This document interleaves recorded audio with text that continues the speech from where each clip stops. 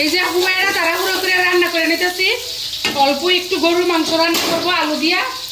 এই যে এই ছোট ছোট দেশি আলু দিয়ে গরুর মাংস রান্না করলে অনেক পছন্দ করে শাবাব। আর এদিকে আছে গরুর মাংস ভালো করে ধুইয়া রাখছি। আর এদিকে আছে মরিচ বাটা, মরিচ বাইটা নিছি বাটার মধ্যে।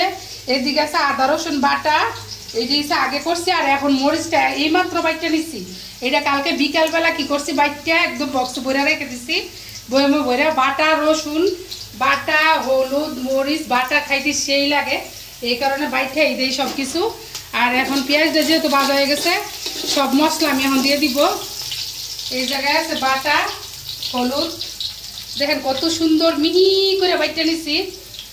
আর এই হলুদরা তরকারির মধ্যে দিলে সেই লাগে, বুঝছেন। আমি গুঁড়া খাইতেই পারতেছি না এই কয়েকদিন ধরে, কেন যদি আমার গুঁড়া ভালো লাগে না। বাটাটা দিলে কালারটাও সুন্দর আছে, রান্না করলে তরকারির কালারও সুন্দর আছে, আর অনেক সুন্দর একটা গ্রানও আছে বাটার। দেখেন কত সুন্দর হয়েছে বাটা হলুদের কালারটা। এটা হচ্ছে একদম বড় বড় যে মুড়া হলুদরা আছে না, এই হলুদরা এনে আমি বাইটা দিচ্ছি। আদা রসুন একসাথে বাটা, আর এদিকে আছে মরিচ বাটা, এখন আমি দিয়ে দিব।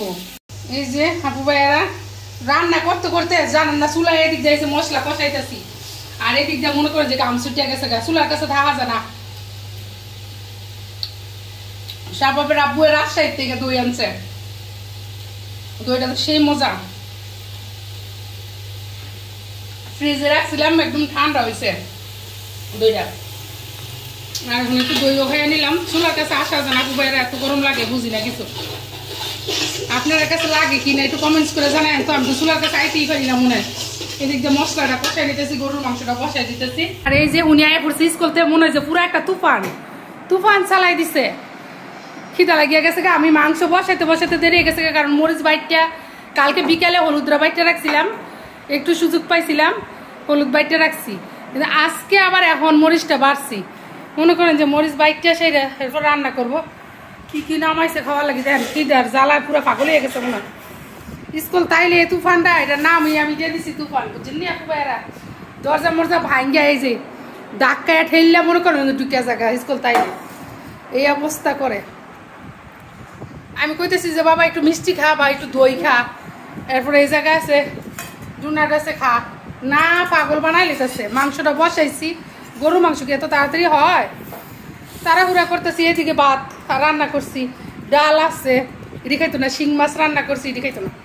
মাংসর পাগল, মাংস ছাড়া কিচ্ছু বুঝে না। এটা কি নিচে খাইতে লাল মিষ্টি জিলের এত পছন্দ। লাল মিষ্টি যদি কোনো মাইয়ার মায় দেখায় তাহলে এই মাইয়ারে বিয়ে করলি বুঝাইয়া যে আমার ঘরে লাল মিষ্টি আছে, তো উড়ে যাবো গা, এত লাল মিষ্টির পাগল। সাদা দিয়ে একটাও খাইতো না। একটা খাইছে সাবিয়া আর সাইবা, দুইজনে খাইছে, একটা এটা দিয়ে খাচ্ছে এত কাইটটাতে খাইছে। আর এটি আর ভাল লাগে না বলে গেছে গা, এখন উনি শুরু করছে খাওয়া। আর এদিক দিয়ে আমি চুলার মধ্যে বহাই দিছি রান্না। ও যে দেখেন রান্না হইতেছে, গরু মাংসটা হইলে আমার রান্না শেষ।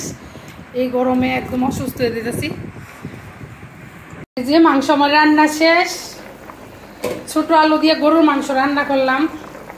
এই যে এখন শাবাব খাইতে বসে যাব।